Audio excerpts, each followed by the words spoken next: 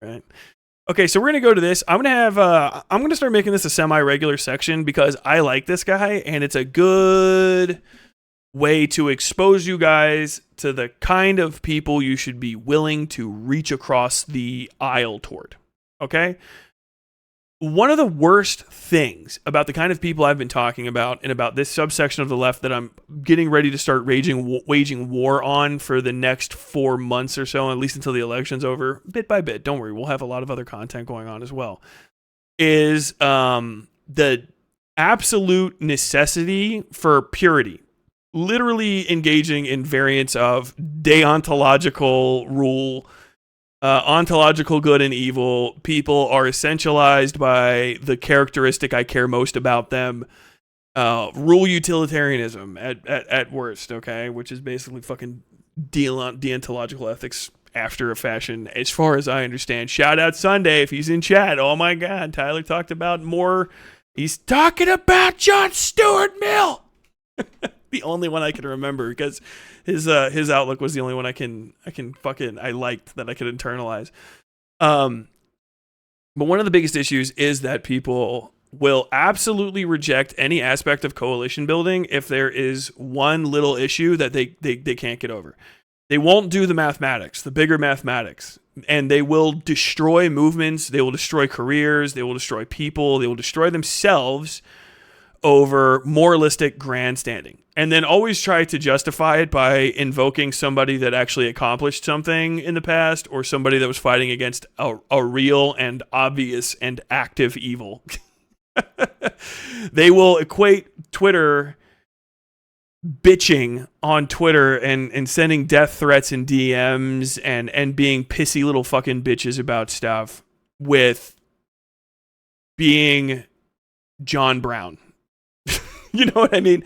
And so this is a segment where I want to get you guys introduced to this dude. Now, you don't have to agree with his politics or anything, but the reason I want you to start paying it a little bit of attention, this guy's name is Ryan McBeth. I don't know the deep aspects. I know there's a lot of shit I don't agree with him on politically, but his military takes are very, very sound, and they're very sourced, and they are referential, and they're pretty fucking solid. He has been calling out Jackson Hinkle and a few other people regarding stuff in the Ukraine-Russia war that's ongoing. And recently, Jackson Hinkle took the forefront in putting out propaganda that suggested that the Ukrainians had bombed their own hospital in Kiev. I think it was a children's hospital. Please correct me if I'm wrong. By basically showing a picture of the missile before it hit the rocket and then comparing it with a different rocket and saying that it's clearly the same thing while ignoring all of the additional evidence. And so I could do a breakdown of it, but this guy did a much better job. And so we're going to watch his very, very short 1-minute video and then talk about it for a second. Did Ukraine destroy its own hospital with a surface-to-air missile? This came from internet provocateur Jackson Hinkle. And here's what the guy did to kind of fool everybody. He lined up a missile that was caught on video with a similarly looking missile called a NASAMS. And Ukraine is operating the NASAMS surface-to-air missile. And yes, sometimes surface-to-air missiles that are being fired at incoming ballistic missiles do fall back to the ground, although usually they're designed to self-destruct. But here's the problem with believing that an errant Ukrainian missile hit that hospital. The NASAMS is based off the AIM-120 AMRAAM. The AMRAAM missile has about a 40-pound warhead. And it's a blast fragmentation warhead. It's designed to explode into shrapnel when it gets close to its target to shower that target with fragments. The reason for that is, by the way, the surface-to-air missile, what it accomplishes is not the same thing as like an air-to-surface missile necessarily. There's a lot of different ways that things can explode, okay? The weightage of a bomb is usually relative to the size of the warhead, the load that it's carrying. But what that warhead will do, and it's always not always a head anymore, as you can see, that's in the middle of the shaft of the rocket. In the case of this one, this is a anti-rocket rocket, the one that Jackson Hinkle is suggesting hit this hospital. What it does is it goes up near or in the vicinity of the other rocket and explode and basically create a cloud of flak that either penetrates the other rocket, destroys its warhead, or actually opens up in front of the other warhead at some times, and it goes through it. This destroys the targeting. It destroys the internals. It damages every little part of it that it can hit. Sometimes it will some things can sympathetically detonate another warhead. It depends. And not really the thing that they're trying to accomplish, but you blow that up, and then it starts to fall to the ground instead of hitting its target. Why do you do that? That seems dangerous. Two things hit, one thing's probably going to fall now.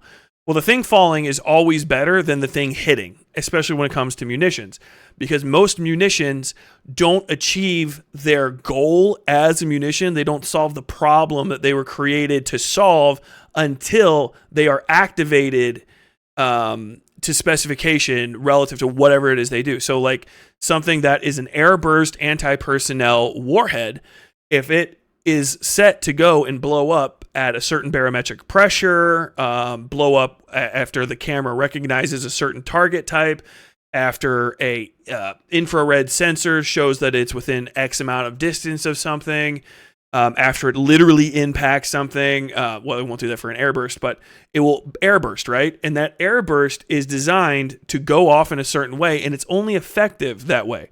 If that doesn't make a whole bunch of sense, just think of it like this. When the missile is working right, it is like this microphone, right? The microphone's pointed at me. I'm talking. It's functional. What this missile does is basically take it out of battery, so to say, and then make it highly, highly ineffective at its purpose compared to what it would do normally. A lot of these things also have safety measures put in place. Why? Because when you fire artillery, a lot of times, because of the way that war works, you have to fire it from your side and over your own friendly troops into the other side. This is the biggest issue, by the way, with the Qassam rockets that are fired out of Hamas territory or Hamas fucking launchers or whatever in Palestine into Israel. The Qassam rockets, the Qassam rockets are so simple, and they are dumb bombs that they are impact activated, right? They're TNT filled. When they hit something, they fucking explode. Boom, boom. The issue with that is there is no way to intercept them that is completely deleterious to the warhead. So if it gets hit over the top of Palestine, it hits Palestine when it falls to the ground. If it gets hit over the top of Israel, it hits Israel when it gets to the ground and still does the thing that it was supposed to accomplish. That might seem like a win for terrorists. And if you're a terrorist sympathizer, because you will be if you're supporting that, if you're a terrorist supporting person, if you're a terrorist sympathizer, that's a good result for you. For everybody else, it's a very bad result because you're just indiscriminately firing to try to make people afraid in order to affect their political machinations, right? With advanced or at least purpose-built munitions, when that gets hit, a lot of them have basically safety explosives that detonate the warhead or whatever's inside of it at a certain height. Or even if it's hit, if it's intercepted, it blows it up in midair anyway, like, all right, fine, you got me. So that you can't basically, if you've ever seen fucking rocket artillery, firing off whatever, like a 16, 32, whatever, 8 battery of tubes one after another. If you have a clever anti-missile system and you have missiles that fall to the ground and explode when they're intercepted, you're going to set the fucking anti-missile system up so that it fucking blows it up over them, and then all of the shit falls down over the top of these people. The distances might seem very close to you when we're talking, but these missiles that are trying to actually hit surface targets are like those Qassam rockets. They have a fucking big-ass warhead because they're trying to destroy a shitload of stuff. They're trying to destroy a tank. They're trying to destroy, an emplacement. They're trying to scatter fast-moving shrapnel and debris over a large area on the ground and injure a lot of people all at once. So it's heavy. If it's heavy, it's slow. Anti-missile missiles, interceptor missiles, are light and fast because all they have to destroy is a missile. So they like that. Some of those missiles, anti-missile missiles, they're very expensive, but some of them are actually like triple supersonic and shit. They go faster as fuck. Don't quote me on that. Look up actual munitions experts. Maybe he might talk about this. He doesn't have a lot of time to explain it all, so I'm kind of expanding on it. But here's the thing. A surface-to-air anti-missile missile, and even a lot of surface-to-air missiles in general, because things that are in the air are considerably less armored or less penetrable or more penetrable than things that are on the ground kind of by default. You know, you can always just load the ground up because it's the fucking earth with more shit. They're going to be lighter, right? And particularly when you're trying to do interceptors, you want it as fast, light, and effective as possible, which means if it misses, and it should have safeties on it, like he was saying, that say missile is a miss, missile self-destructs. Sometimes they even have fucking parachutes and shit on them. I've seen these things all over 29 Palms, California, when I had to do range patrol shit while I was over there for my like third CACs and stuff, second and third. They might even have like little tiny parachutes on them that and like guide the heaviest pieces down to the ground. But also statistically speaking, you're very unlikely to hit something with the you know the battery arrangement that you have set up. And hopefully you don't, but you can only mitigate stuff so much. But if it does miss, 40 pounds of explosive is not as much as you'd think. It's a lot. It's a shitload. It's going to be one of the loudest explosions you've ever seen if you've only ever been around like fireworks and stuff. But it is shooting down missiles that have 500, 2,000, 5,000, whatever the fuck. I'm kind of getting excessive right here. Pound fucking, warheads. They're not going to be that big. There's no 5,000 pounds. There's nothing they're shooting out that's 5,000 pounds. I'm getting ahead of myself. But they're considerably larger fucking warheads, and they're different, and they're built different, right? The thing that they shot down, if it doesn't get shot down, that is going to be a much larger impact. I think 500 to 1,000 is about as big as most of those get. Yet again, talk to a munitions expert. Actually, if Killjoy is in here, I don't know if Killjoy knows. Shout out. Those things that miss, that thing that hits. Sorry, let me explain this again. The 40 pounds of explosive that come out of a shrapnel body explosive will kill the shit out of people. It'll kill soft targets really good. It will do not very much to steel. It will do a lot to glass. It will do maybe next to nothing to stone and thicker materials, which are what buildings are made out of. That is important to know because that's what the thing that you're trying to shoot down is. The thing that you're trying to shoot down is probably not going to be an airburst like that, especially if they're trying to shoot at buildings. And if it actually damages the building, it might be multi-penetrating warhead type, high explosive, dual penetrating for anti-armor, triple, whatever the fuck. It might be a novel explosive, a punch and blast. It might be a bunker buster type thing. There's a lot of different things that you would use in order to attack a building, because you're not trying to kill the people, you're trying to kill the building. The people are the ancillary target. They're the collateral bonus damage if you're a psychotic fucking Russian or an unconcerned terrorist. And so you're going to want to hit it and penetrate it. You wouldn't want to shoot a anti-aircraft, anti-surface-to-air missile in general at a building because it's going to be a big waste. They're expensive. They are not cheap.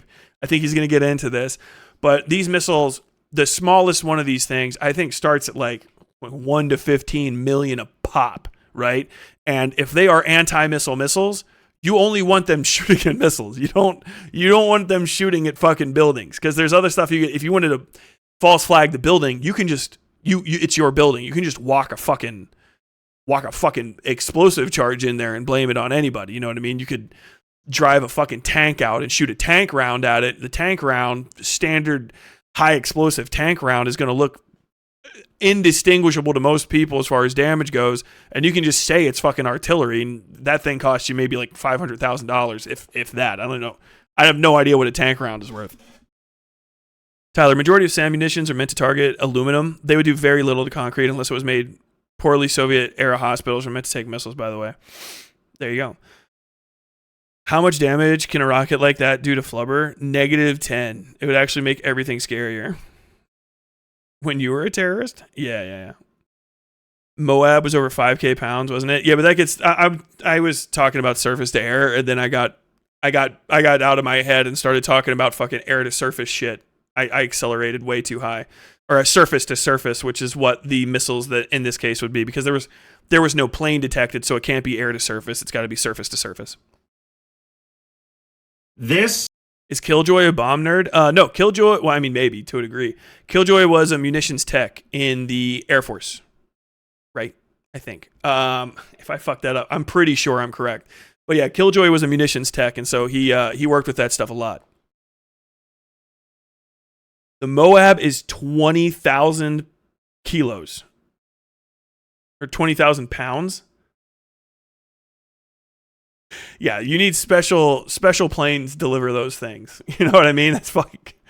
That's why the nukes were also that big. They were fucking massive, which is why you can't drop it off the bottom of a fighter. You have to have fighters escort in a big fucking. Then fucking that thing's got to turn. That's why you have to drop it with a fucking parachute on it, because the plane is so big it can't get away before it explodes. So you got to wait. Things just hanging above you. Is not. Russia has made a point to keep their AAA at full capacity, wasting do you mean their anti-armor? Anti-air? I don't understand the AAA acronym there. Wasting anti-armor munitions like that? I can't.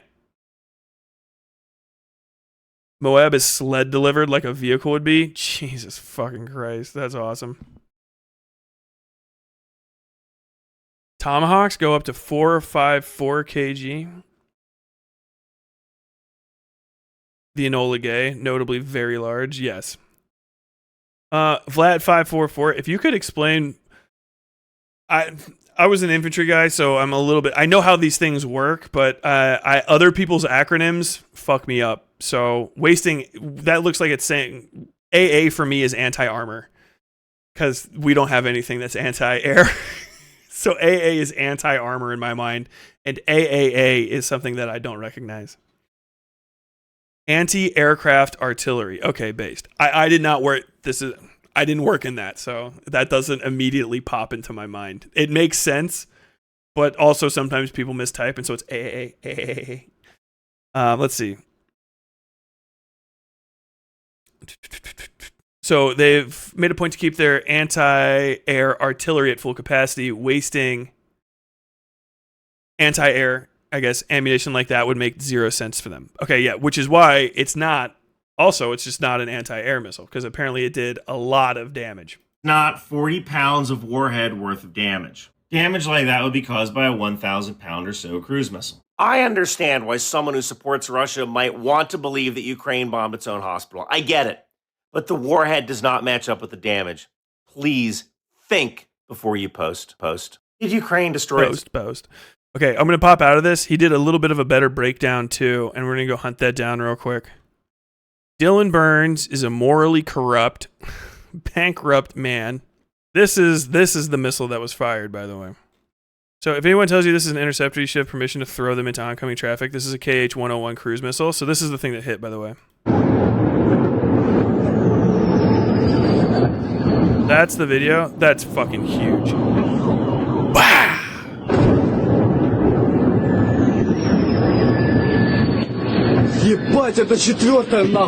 Oh yeah, those are absolutely fucking cruise missiles. Yeah, Jesus, dude, that's a literal like. That's a fire for effect. That's not even a mistake. That would have to be. I guess that's probably different, but. So yeah, this is the picture. Russians claiming a blurry picture of the same missile is actually a shrapnel from air defense. Let's see. This is the Russian KH-101 cruise missile is generally known as a pretty accurate weapon, and it was not intercepted. It just directly hit the children's hospital in Kiev. So this is from Conflicts Ukraine, DW. I don't know what this is.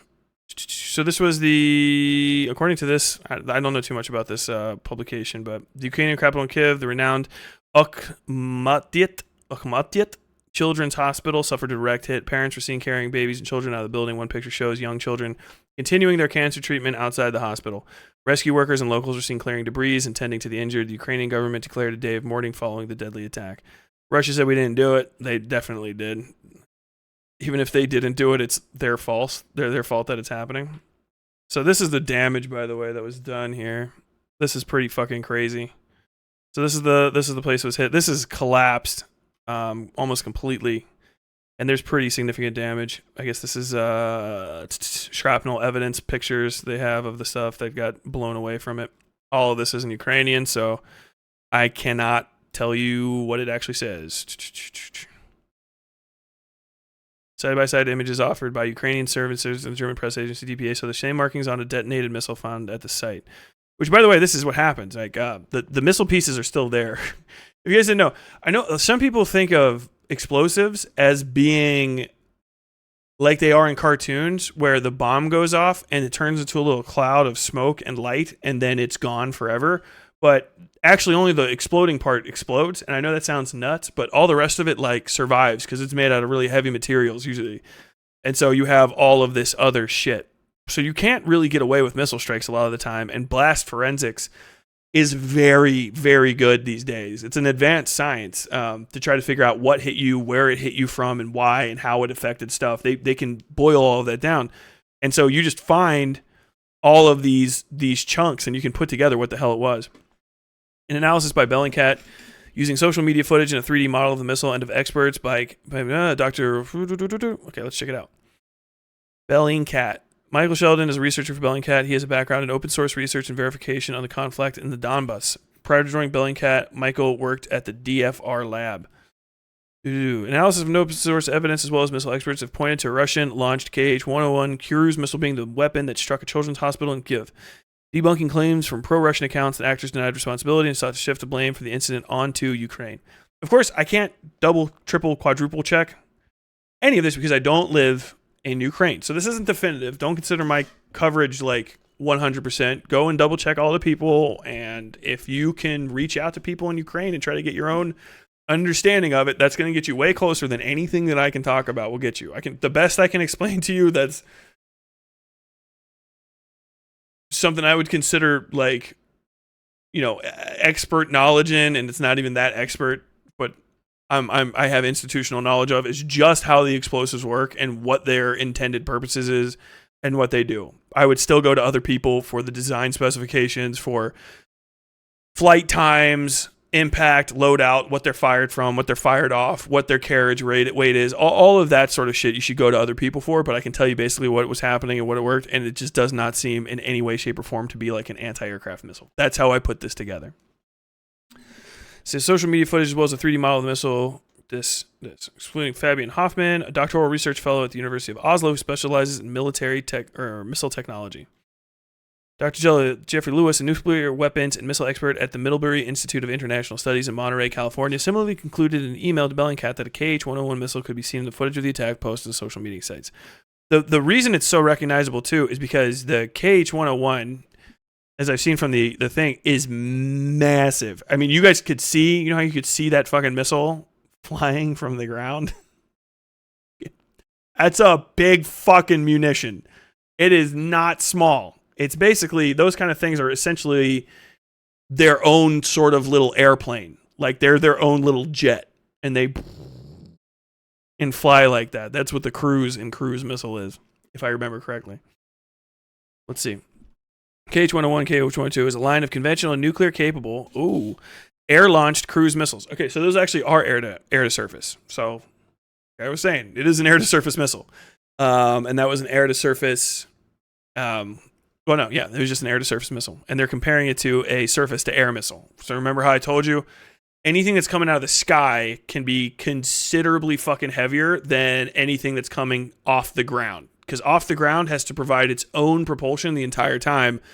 Out of the sky has something that can be a booster, a literal airplane, additional rockets on it. And so it can be way fucking bigger than anything that comes off the ground, right? Because just of how that sort of works. It's pretty wild.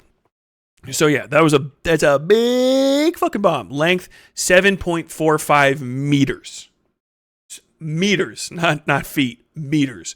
So I'm 6'4". My wingspan that's not even in this camera is basically like almost 2 meters, right around 2 meters. So it's 3 of that, right? It's bigger than a fucking car. Longer than one at least. Payload 450 kg, which is like in the ballpark of 1,000 pounds, 1,000-pound bomb basically. Diameter, it's a half a meter wide, yay big. So it's huge. Warhead HE fragmentation, submunition KH-101, 250 kiloton nuclear. So that's fucking real. Range is 2.5 to 2.8 kilometers. So they fired it and turned around basically. So the fire mission for this was probably they know where the children's hospital is on the map because these are direct guided missiles. They're not dumb bombs. They get aimed. And usually with certain types of munitions, and people can help me out with this, you might have your co-pilot or your gunner, whatever the fuck they call it, relative to the aircraft. They might program in the bomb coordinates, maybe, but more than likely, and this is how most close air support or just all air support missions in a general sense are done, it's a delivery, right? It's not random. It's a delivery. So you target a specific area, right? And if you're doing CAS, close air support, you call in literally 6-8 digit grid, whatever you want to do. And it's, a space that's 1 meter wide. You can call stuff down onto that square meter. That's what the digit grid does, or that 10 meter or 100 meter or whatever. And so, like, you want it down to that single meter because you don't want it in that giant area of improbability, So a lot of times what you do is you go and you pre-program these things, and then all the pilot is doing isn't actually trying to, like, make it happen. You fly up, you fire, chomp, chomp, chomp, chomp, chomp, chomp, chomp, and then you go back. You just have to make it within the minimum distance range. And I think they said in the video that those are pretty clearly falling at terminal velocity, which means they got as close as they could to the target, thump, thump, thump, thump, thump, thump, thump, and then fired, and then you go out. They have a list of coordinates for hospitals that the EU gave them to get them to avoid hitting the hospital. The Russians took that as a hit list. That's very unfortunate. That's something that you actually do. That's very typical practice in warfare, is to actually tell people where your soft targets are, because that will prevent accidental attacks on them. But I guess if you're a horrible actor, as the Russians are, they might attack them anyway. But you still have to provide that list, which is kind of like it's kind of an unfortunate thing. You're like, well, why should I do it? Like, well, you have to, because otherwise they'll still figure out where the fucking hospital is, because they'll look it up on Google Maps and fucking bomb it. A Google Maps grid coordinate is pretty much just as good as anything on military intelligence as far as just where it describes that point on the world being. It's very unlikely that the Google Maps is going to be so different from, the realistic depiction of the world in your own maps that you couldn't, if not just use it directly, reconfigure it with a little bit of math and still get the same approximate coordinate for it. So that's pretty crazy. This is pretty indiscernibly just a war crime, like a bonus extra fucking juicy war crime. And it's going to lead into our next segment, which is very good. We have this. We have Russians. I have not. I'm unfortunate. This is mostly technical things. I did not see what the. Okay, about 40 people were killed, according to recent accounts. If you do a standard BDA, it usually starts at, especially if you're in a concentrated area and it's not, and it's like splash damage. A good starting assessment that will usually go over, hopefully it goes over and then comes down, is just multiply what died by 3. So whatever is immobilized times 3. This is just what I was taught. Actual BDA assessment is a whole skill segment in the military. This is just a quick, like, trying to figure out a crowd size by just glancing at it type skill. Anytime you hear a kill count from something that does splash damage, basically assume that 3 times that amount are casualties, right? So if there's an explosion and 40 are dead, then at least 120 are probably wounded. Now, casualty does not mean necessarily next to dead, right? When you're trying to do this is a simplistic version of a battle damage assessment, look for experts so that they can get you onto the right one. I think Ryan McBeth actually did BDAs, and that's one of the reasons I started watching him. When he was in the military, he was a BDA guy. basically you start in the middle. Explosives have a kill radius and a casualty radius, right? And you can kind of just append that math. If it's used in its best capacity, the 50 meters and then 150 meters, it's usually about 3 times the central part. So 50 meters, basically everything there is going to die if it is not protected in a novel and extremely robust way from the effects of the explosion. If the explosion happens as it's supposed to and hits what it's supposed to hit, 50 meters of dead, 150 meters of casualty. So you just take what is in there. So it's actually, I forgot to delete. So if you have 50 casualties, right? Multiply it by 3 and then remove the 50. So 150, probably about 100 people are casualties, more or less. Assume that. You want to assume it. It might be high, it might be low, and you don't want it to be low.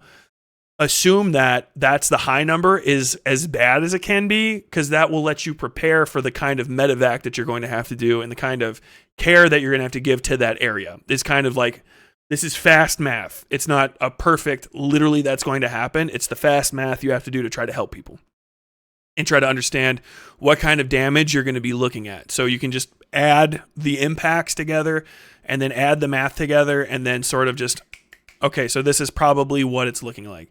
The way those casualties are going to be spread out is in a decreasing amount of overall morbidity exiting the epicenter of the blast. So at the heart of it, if this is a 500 kilogram bomb, I don't know what the kill is on that. I'm going to guess it's probably somewhere in the ballpark. 500 for me. I have no idea. To put it in perspective, one of the smallest explosives that's man-portable in the United States military is the M65 fragmentation grenade, little ball-shaped grenade you've seen in video games, plink, like that. Its kill casualty is 5 and 15, right? That's the basic. The M240 or the M240? Yeah, what the fuck? 40 millimeter grenades that are fired out of the standard grenade launchers have right around the exact same morbidity, 5 and 15. And that's for anti-personnel rounds. If you change things for like HEDP, for bunker busters, it's going to change because the range gets focused, right?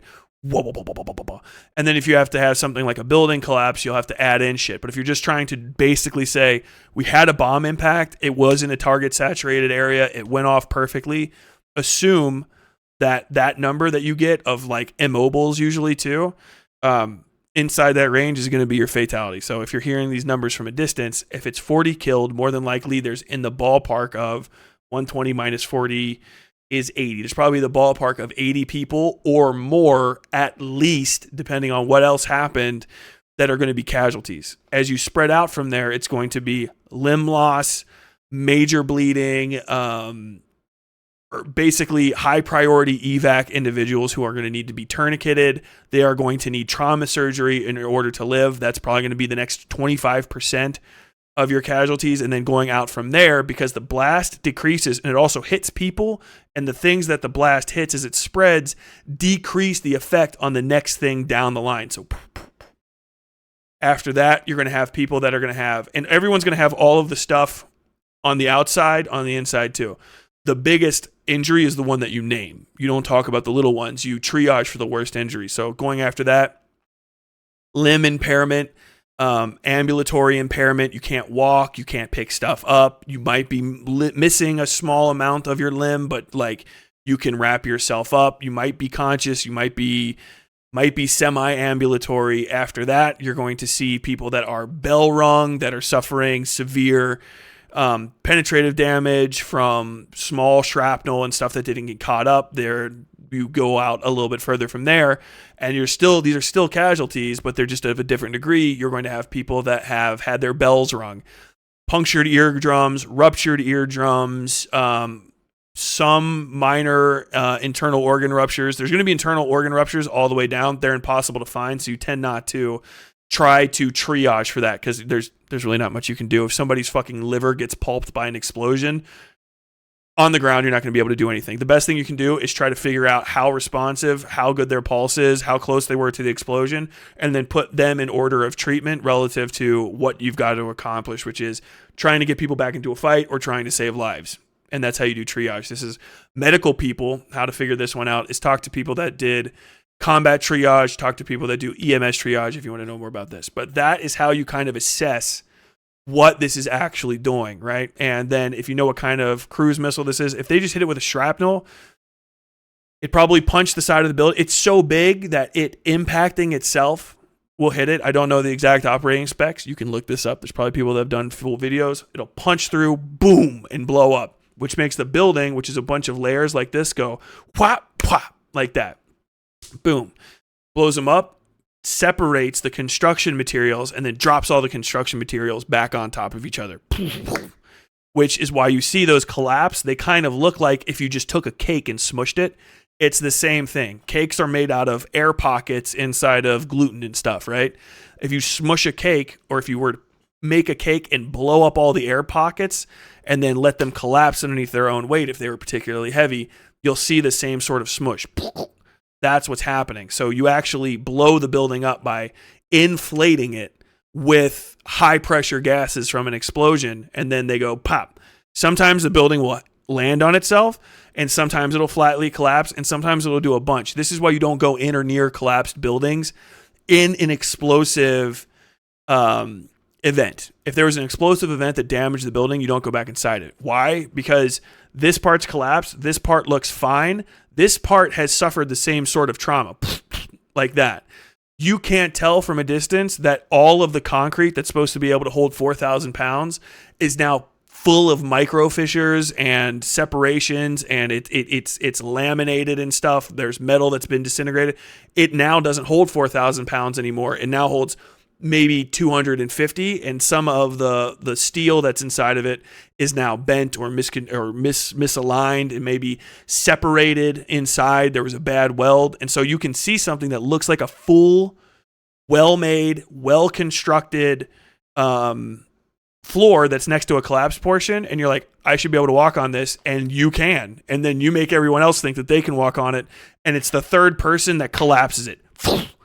It also might not collapse underneath you. It might disintegrate underneath you, and you land on the support structure, and then just a quarter ton of concrete falls on whatever floor is beneath it, which could be people. It's why you have to be, if you ever see an explosive event for people inside and outside of the country, understand that that's a possibility, and be very, very cautious about going in to help people, because if you don't have a deep understanding of structural integrity, and sometimes even if you do, it is very difficult to predict what can and can't survive after an explosion. Usually if the building's been standing for a few hours or so after it's been popped, it'll probably be okay, but it will start crumbling a bunch after the initial event. And then as everything settles in the building, and especially if anything else hits near or around the building, what is going to shake loose and fall will fall hopefully by then. But just always be careful if you have an explosive event, if you're anywhere near that sort of thing, that those are all sorts of shit that can happen. Don't trust handrails after a building has been hit by an explosive is another old rule. $4.99 super chat, thank you, by the way, from the One True Fusky. People sometimes don't think about how devastating these missiles are. The charges used to intercept are a risk well worth the miss and fall risk. Oh, absolutely. Because if you intercept this missile and it explodes over the ground or at a certain barometric pressure or distance or whatever the hell, however it's set to explode when it falls, it's going to blow up in the air. And it might blow up in the air over, statistically speaking, next to nothing almost all the time. And the biggest issue with explosive, when you're trying to get the most out of the explosives, are most efficient when they're contained. The more containment you have on an explosive, the more damaging it is. Which is why if I throw a flashbang at somebody outside, it's pitiful. It goes like this. That's all it sounds like. A flashbang outside will not even spark your eyes. You can look right at it. It can go off near you and you'll be basically fine. You put that concussive force and that displacement of air and pressure inside a contained environment, a flashbang goes from a novelty to your fucking eardrums can explode. You might go blind for, an hour or so. It is insanely different. That's why high explosive dual purpose munitions work shaped charged munitions work. Somebody found out once upon a time that a bomb exploding against a flat surface is actually way less efficient than a bomb with a hole cut out of it exploded against the same surface. It was actually, they found this out by putting C4 that had, I think it was C4 or it might have been TNT with the name of a company was basically, or the company that made it or something along those lines. It had letters stenciled into it, pressed into it, embossed for production, like literally from the production roller. And when they put it on something and exploded it just in contact, all of the areas where the letters were pressed into the steel that it blew up on perfectly, like that, which means that there was a direct transfer of force. They now use that to make shaped charges. Shaped charges aren't charges that are shaped by your...